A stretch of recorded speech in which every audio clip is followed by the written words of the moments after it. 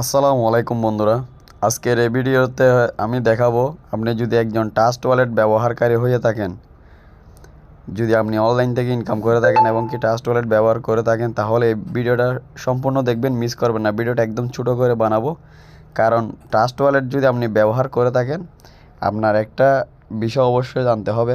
সেই বিষয়টা হচ্ছে যে এই যে দেখুন,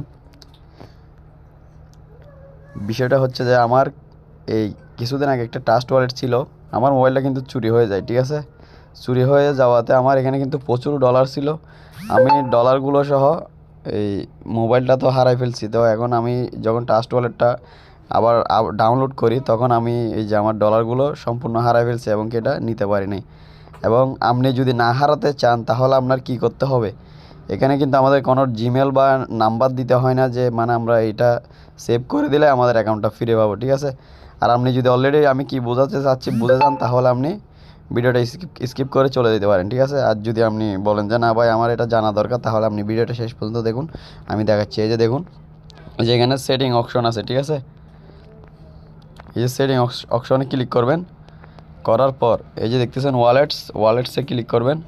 করার পরে যে একটা 3 ডট, এই 3টা দাগ, এই দাগ এটাতে ক্লিক করবেন। করার পরে যে এই শো সিক্রেট এটাতে ক্লিক করবেন। ঠিক আছে, করার পর আপনার ফিঙ্গারটা চাইবে। এই যে ফিঙ্গারটা দেওয়ার পর আপনি এখানে 3টা দাগে ক্লিক করে কন্টিনিউ দিবেন। দেওয়ার পরে যে এখানে আমরা অ্যাকাউন্ট করার সময় এখানে যে সংখ্যাগুলো দিয়ে থাকি, এই সংখ্যাগুলো আপনি নোটপ্যাডে লিখে রাখবেন, না হলে আপনার কোনো একটা বইয়ে লিখে রাখতে হবে। ঠিক আছে, আর না হলে আপনার এই অ্যাকাউন্টটাতে যদি $1 বা $10 যত ডলারই আপনার থাকে, আপনার মোবাইলটা যদি চুরি হয়ে যায় বা আপনি যদি এই ট্রাস্ট ওয়ালেটটা যদি ডিলিট করে দেন, তাহলে আপনার এইটাতে যত ডলার ছিল সম্পূর্ণ ডলার আপনার হারাইতে হবে এবং কি আপনার এই ইয়েটা মিস করতে হবে ডলারগুলো। ঠিক আছে, আশা করি বুঝতে পারছেন। অবশ্যই একটা লাইক করে দিয়ে ভিডিওটা কেমন লাগছে কমেন্ট করে জানাবেন। আসসালামু আলাইকুম, আল্লাহ হাফেজ।